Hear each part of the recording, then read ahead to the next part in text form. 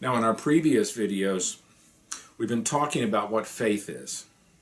And the definition of faith that we've been using is that faith is our ultimate concern. It is the thing for which we live, we strive, have a purpose that we look to for help first. That's our ultimate concern. Then everybody has an ultimate concern. And you can look at yourself and tell what that ultimate concern might be by asking a few questions. For example, if you had a chance to please God or to please yourself or to please your family, which one would come first? The ultimate concern is our true God, whatever that ultimate concern might be. Now, there are many ultimate concerns that drive people to do what they are. But most of the ultimate concerns that we can name fall into three categories. And these categories I call self-based faith, community-based faith, and God-based faith. Self-based spirituality is the idea that what's important comes from within and originates inside of our own person. Self-based spirituality believes that our ultimate purpose is pleasure, self-realization, or self-gratification. It is not necessarily a selfish faith, because the higher levels of gratifications may have to do with helping other people. Nevertheless, the goal is for us to feel better. Self-based faith sees ego, or self, as the greatest purpose in life.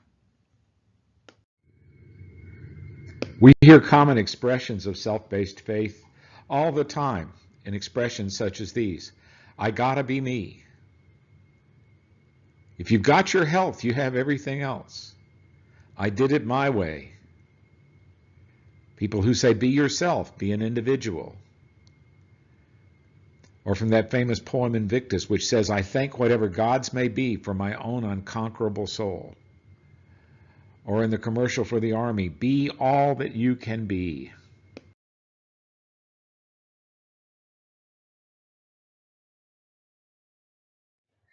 Some popular self-based faith include New Age philosophies that emphasize self-realization and development, the human potential movement, artistic endeavors aimed at unbridled self-expression, charitable activities that make us feel better about ourselves, and moral self-improvement.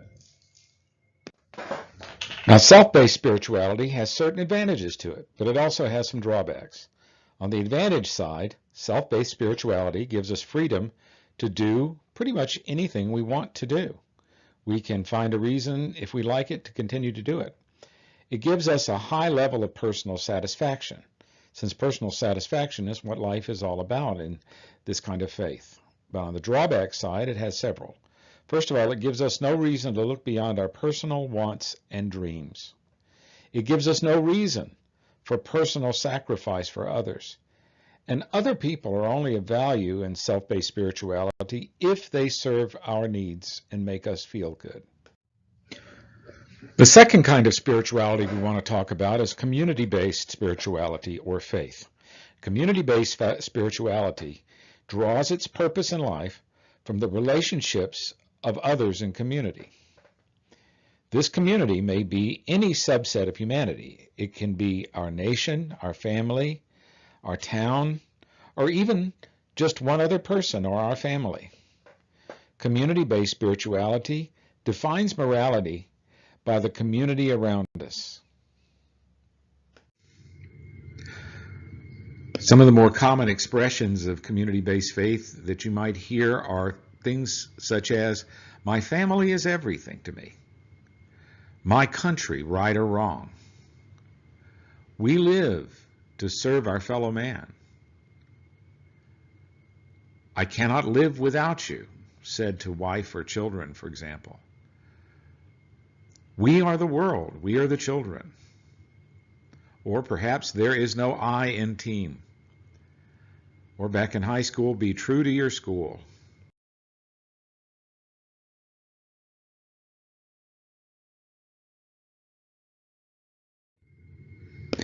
Examples of community-based faith include family values, nationalism, racism, romantic love, where the community we worship is one other person, regionalism, and globalism.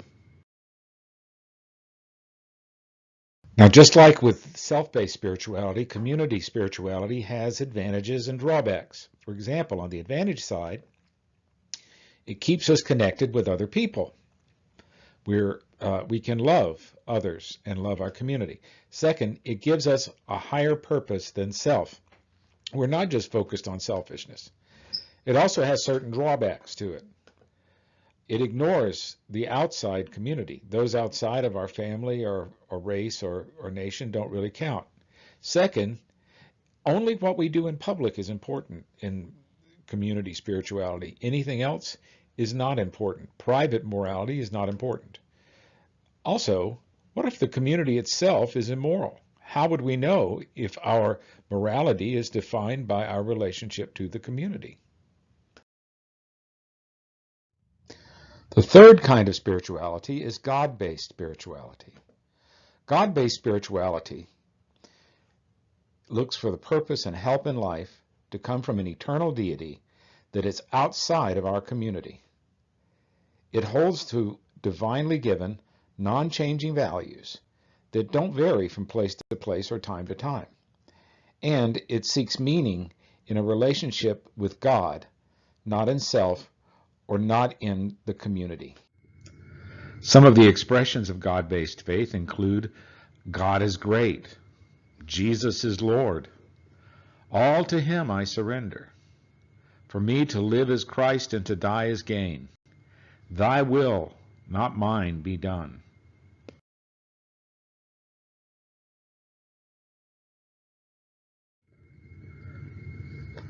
Some of the God-based faiths include Christianity, Judaism, Islam, and some forms of nature worship, if they believe that there are principles of nature that are beyond themselves. Now, there are some very significant advantages to God-based spirituality. The first of those is that it gives us a real reason to balance love of self and love of others. We don't have to throw out self or others to worship God, but we just simply put him above them. Second, it provides us for a reason for private and public morality both. And it offers us a sense of wonder and awe like nothing else can. To believe in a God beyond everything and to look to him is an awe-inspiring thought. It also provides us a stable basis for life decisions. Whatever the circumstances are, whatever the change, what God says is something that we can stand upon. And it provides us help for living. If there really is a God, and if we base our life upon him, he can help us live for him. He has the power to help us. Now, there's some drawbacks as well. First of all, you actually have to believe that there is a God. We can't have a God-based spirituality without faith and knowledge of God. We also need to be able to separate our idea of God from the real God and realize that although God may exist, we may be wrong about things about him.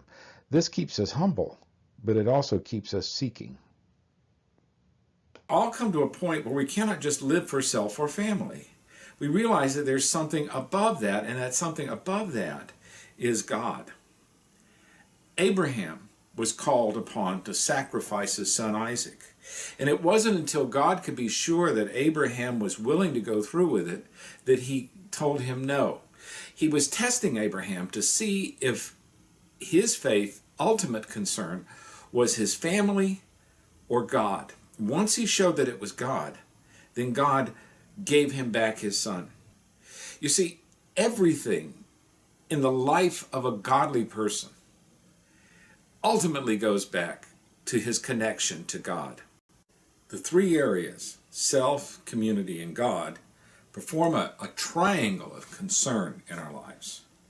And of these three, only one can be the ultimate concern. One will control the others. A good faith is strong enough to dominate the others without destroying them. Whether you worship God or worship yourself or worship community, your faith, whatever is your ultimate concern, must incorporate the other two into that. True to our ultimate concern is really not all that easy, especially in times of ordinary existence, to not think about God, not except when we need Him. That's why daily rituals of honor and worship help us to keep our focus. Just as a wedding ring provides us with a daily reminder of our need to be faithful to our spouse, so do the daily rituals of worship and prayer help us to focus our attention daily on and keeping Him first in our lives.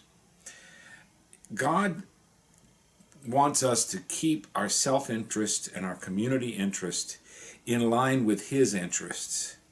If we allow Him to be the leader of our lives, then our community, ourself will fall into place. But we need to make sure what's the most important, the most ultimate concern we have in our life.